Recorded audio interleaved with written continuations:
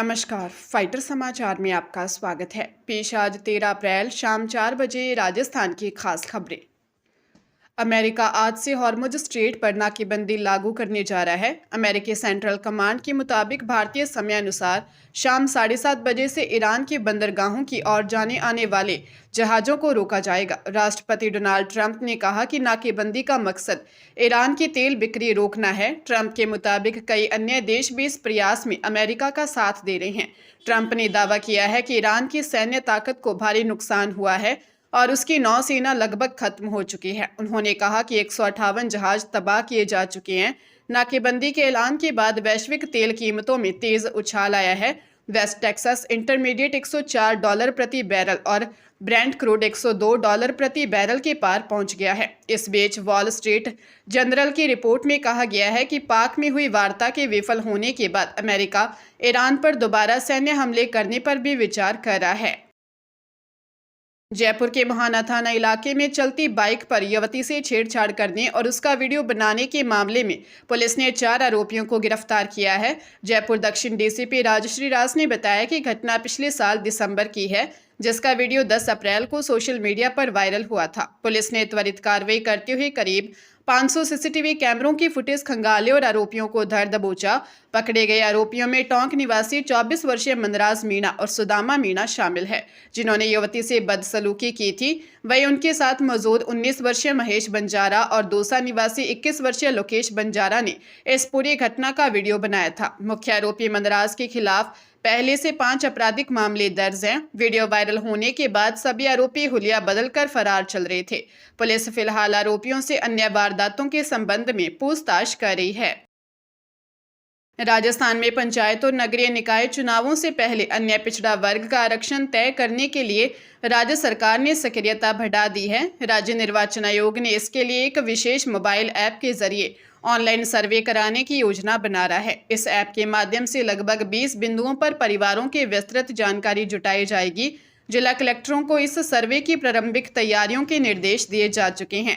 हाल ही में शासन सचिव जोगाराम की अध्यक्षता में हुई उच्च स्तरीय बैठक में ओबीसी आयोग और चुनाव आयोग के अधिकारियों ने इस प्रक्रिया पर चर्चा की। सरकार अब हाईकोर्ट में प्रार्थना पत्र पेश कर चुनाव टालने और सर्वे के लिए अतिरिक्त समय मांगने की तैयारी कर रही है। यदि न्यायालय से अनुमति मिली तो इसे डिजिटल सर्वे के आधार पर प्रदेश में ओबीसी आरक्षण की नई सीमाएं तय की जाएंगी।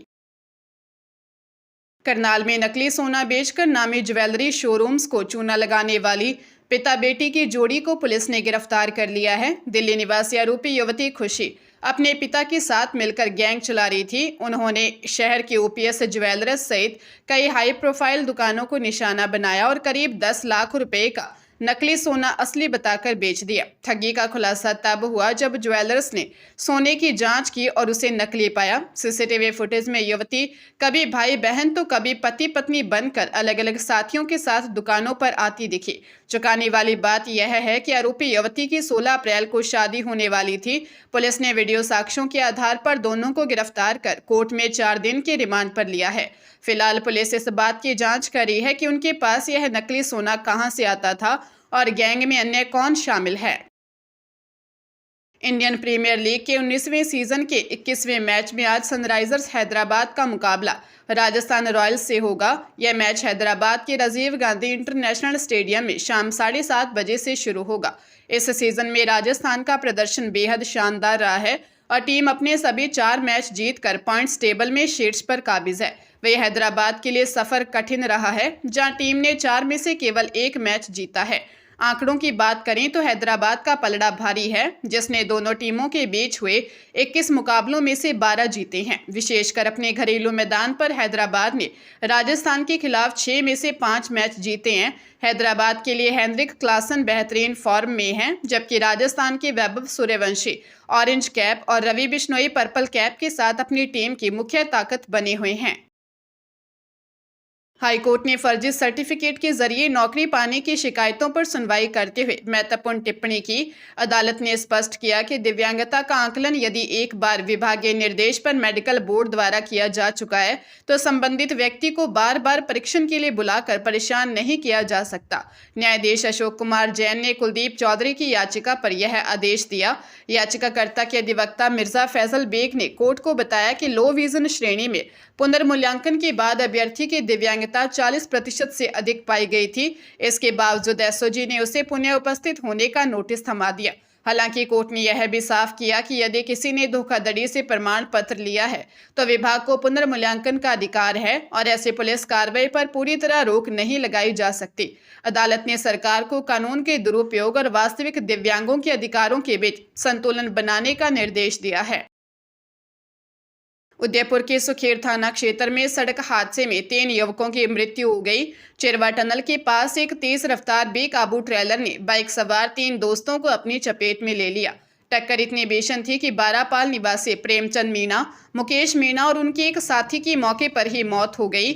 थानाधिकारी भरत योगी के अनुसार ट्रेलर राजसमंद की ओर से उदयपुर आ रहा था और चालक की लापरवाही के कारण यह हादसा हुआ। टक्कर के बाद हाईवे पर स्टोन पाउडर के कट्टे बिखर गए, जिससे अफरा तफरी मच गई।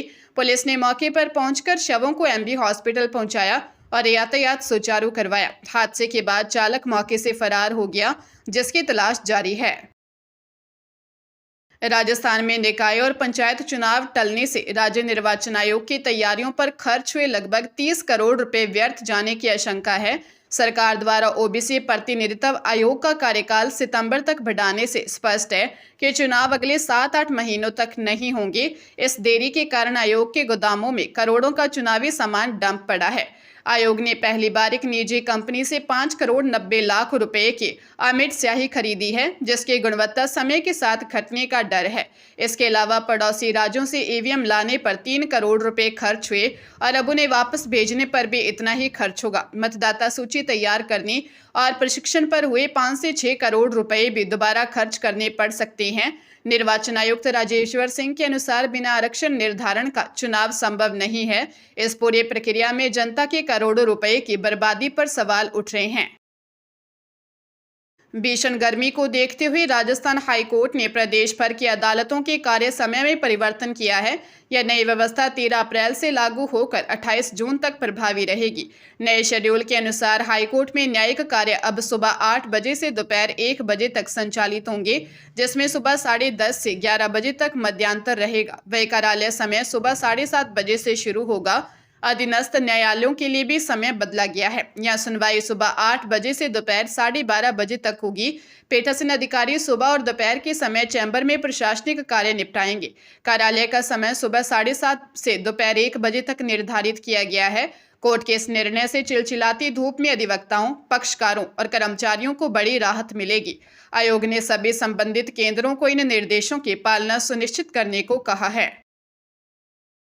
लुधियाना के चंडीगढ़ रोड पर सड़क हादसे में स्कूटी सवार पिता की मौत हो गई, जबकि उनका बेटा घायल हो गया। न्यू विश्वकर्मा कॉलोनी निवासी जशनप्रीत सिंह अपने पिता परमजीत सिंह कैंथ के साथ स्कूटी पर जा रहे थे।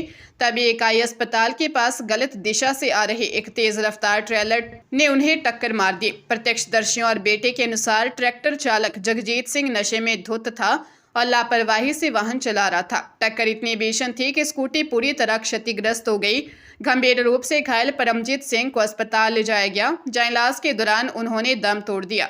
आरोपी चालक मौके से फरार हो गया। मृतक अपने परिवार के इकलौते कमाने वाला सदस्य थे। पुलिस ने आरोपी के खिलाफ मामला दर्ज कर तलाश शुरू कर दी है।